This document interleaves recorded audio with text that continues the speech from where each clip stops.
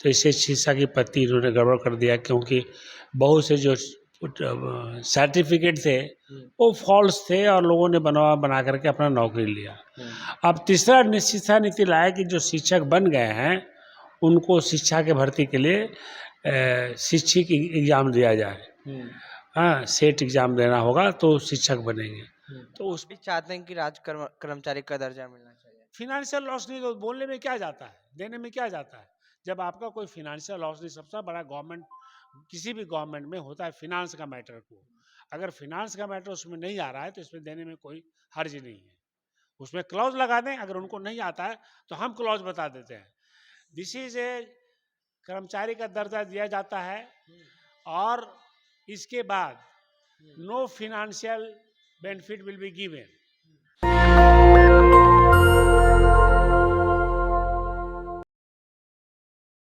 नमस्कार, आप देख रहे हैं नेशनल दस्तक और मैं हूं आपके साथ अमन। मानसून सत्र चल रहा है, बिहार विधान परिषद का सत्र चल रहा है और एक तरफ बात कर लें तो शिक्षक अभ्यर्थी हैं वो लगातार प्रोटेस्ट कर रहे हैं और वो बिहार सरकार से यह मांग कर रहे हैं कि डोमिसाइल नीति लागू करें। कल भी देखे होंगे पटना में जिस तरह से तमाम जो सैकड़ों की संख्या में, हजारों की संख्या में लोग इकट्ठा हुए थे पटना के गर्दनी बाग में। हमारे साथ डॉक्टर जगदीश प्रसाद है। सर, कैसे देख रहे हैं इसको आप? ऐसा है कि ये जो 33 वर्षों की जो सरकार है ना महागठबंधन का, इनका विचार क्या है, काफ़ी गड़बड़ है। लालू जी ने पहले शिक्षा मित्र बना दिया और जितने शिक्षा मित्र बने वो 10th पास ही थे। फिर उसको बिना क्वालिफाई कराए हुए, बिना ट्रेनिंग दिए हुए इनको इन्होंने रेगुलाइज कर दिया। चलो वो तो ठीक बात है। फिर इन्होंने, नीतीश कुमार जी ने कहा कि भाई सर्टिफिकेट लाओ, टीचर बन जाओ।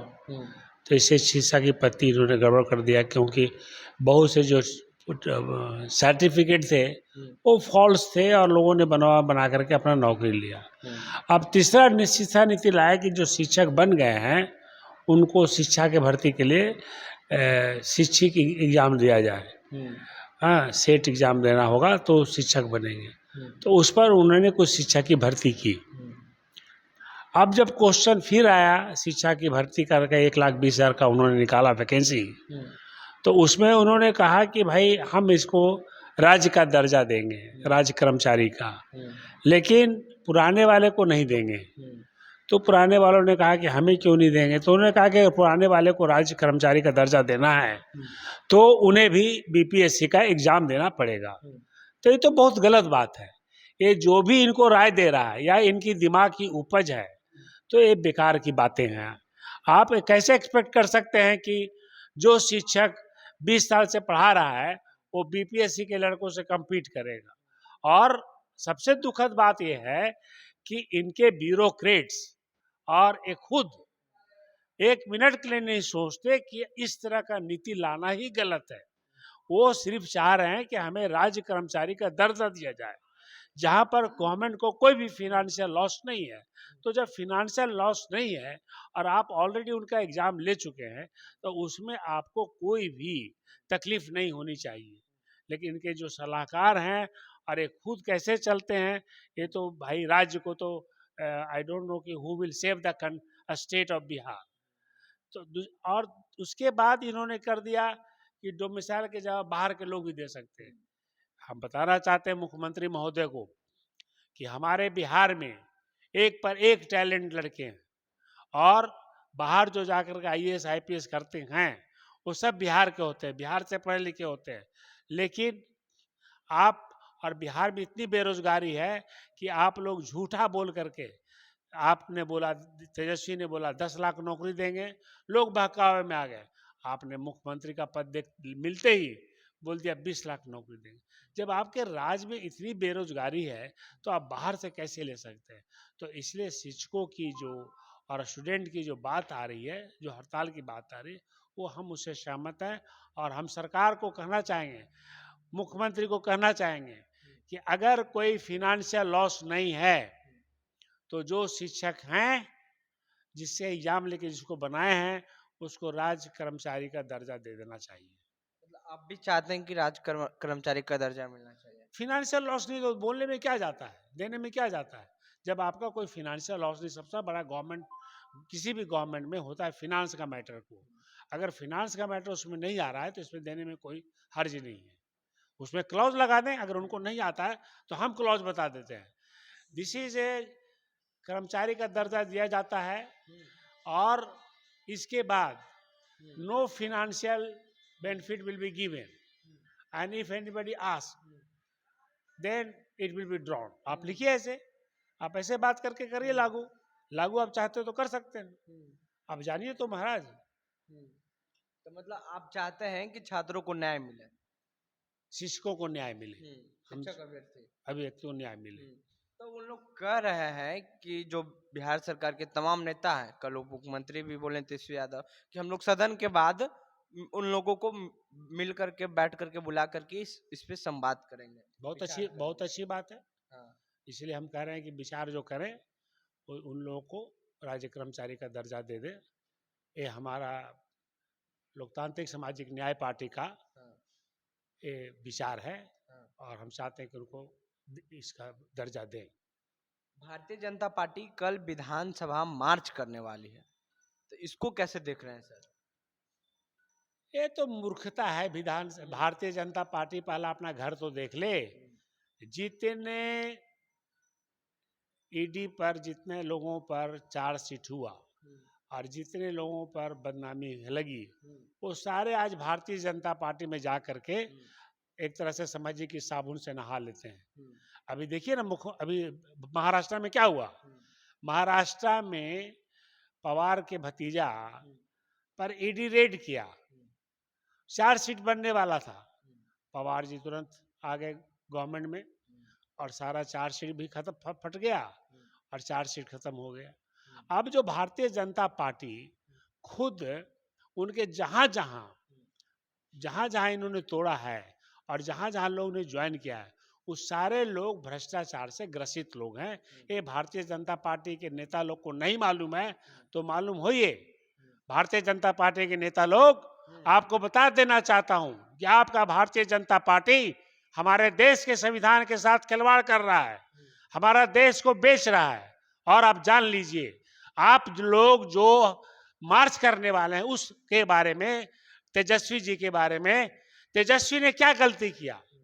तेजस्वी तो नौकरी नहीं करते थे। अगर उनके नाम पर कोई अपार संपत्ति है तो उनके पिताजी पर चार्जशीट करिए। अगर कोई बाप मर्डर करता है तो आप बेटा पर मर्डर का केस नहीं चला सकते। इसलिए मैं केंद्र सरकार से भी कहूंगा कि तेजस्वी को चार्जशीट देना ही गलत है। इस्तीफे मांग रहे थे तेजस्वी यादव क्या? वही तो मैं कह रहा हूं कि एक गलत है। अगर भारतीय जनता पार्टी को इस्तीफा मांगना है तो मोरली वो नीतीश जी से इस्तीफा मांगे।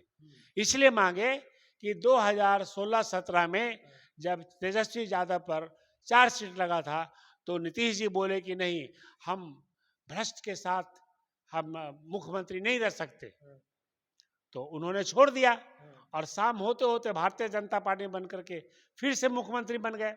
तो मुख्यमंत्री महोदय, अभी तो वही तेजस्वी है जिस पर चार्जशीट लगा है, तो आपका मोरल ड्यूटी बनता है कि आप मुख्यमंत्री का पद छोड़िए और किसी और को बना दीजिए और आप पार्टी का कन्वीनर बन जाइए। और आप ऐसे भी आपको पास समय नहीं है, विपक्षी दल को आपको एकता को जोड़ना है, तो आप वो सब काम करिए ना। मुख्यमंत्री पद किसी और को दीजिए। ऐसे भी काफी आपके राज्य में भ्रष्टाचार हो रहा है। आपने पेन माफिया भी पैदा कर दिया है, आपने गलत शराब नीति को भी पैदा कर दिया। तो मैं तो मुख्यमंत्री से कहूंगा कि आप मुख्यमंत्री पद को छोड़ें और भारतीय जनता पार्टी को कहूंगा, अगर मार्च करना है तो मुख्यमंत्री को कहो कि भाई मुख्यमंत्री आप बहुत दिन रह लिए, अब पद छोड़िए। तेजस्वी यादव पर आंच जो आई है वो गलत आया है, मैं ये कहना चाहता हूँ। आप चाहते हैं कि जो भाजपा आरोप लगा रहे हैं तेजस्वी यादव पे, ये गलत है, इस्तीफा नहीं देना चाहिए? क्यों देंगे भाई? उसका पिताजी ने पैसा कमाया, बेटा के नाम से संपत्ति ले लिया, उसमें तेजस्वी नौकरी करता था क्या? वो कोई नौकरी करता था? कोई नेता था? नहीं था। तो जब वो नेता थे ही नहीं, नौकरी करते नहीं थे, उनके पिताजी ने उनके नाम से लिख दिया, तो पिताजी के कर्म को बेटा काहे भोगेगा भाई? ये बताइए, ये कहाँ का नीति है? केरला में विपक्षी एकता की दूसरी बैठक होने वाली है। इसको आप कैसे देखें? देखिए, हम सभी विपक्षी नेता को कहेंगे कि आज हमारा देश संकट में है।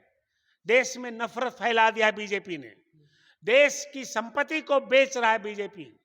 आरक्षण खत्म होने वाला है, ऑलरेडी खत्म हो चुका है।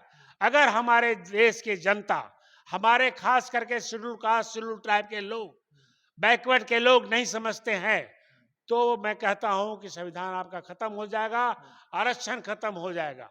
इसलिए कहीं भी विपक्ष अगर भारतीय जनता पार्टी के लिए है तो हम उनके साथ हैं और हम उनके गुड विशेष कहते हैं कि आप सब मिल करके भारतीय जनता पार्टी को इस देश से हटाइए। तो ये थे सामाजिक लोकतांत्रिक पार्टी के राष्ट्रीय अध्यक्ष, तो ये थे लोकतांत्रिक सामाजिक न्याय पार्टी के राष्ट्रीय अध्यक्ष पद्मश्री डॉक्टर जगदीश प्रसाद, जो साफ शब्दों में कहे हैं कि शिक्षकों को न्याय मिलना चाहिए और डोमिसाइल नीति को लागू करना चाहिए, क्योंकि वो 20 लाख रोजगार की बात किए हैं। और जहां तक तेजस्वी यादव के चार्जशीटेड की मामला रहे तो उनको गलत ठहराते हुए कहे हैं कि भाजपा वाले का ये गलत ये मतलब नीति है जो उन पे लगाया गया है चार्जशीटेड सत्ता के संरक्षण में, जो केंद्र सरकार की सत्ता है, ये गलत है। बहरहाल लैंड फॉर जॉब के मामले में तेजस्वी यादव चार्जशीटेड है। आपकी क्या प्रतिक्रिया है? नीचे कमेंट ऑप्शन है। फेसबुक पे देख रहे हैं हमारे वीडियो को शेयर कर लें, यूट्यूब पे देख रहे हैं हमारे चैनल को सब्सक्राइब कर लें। अमन, पटना, बिहार से। धन्यवाद।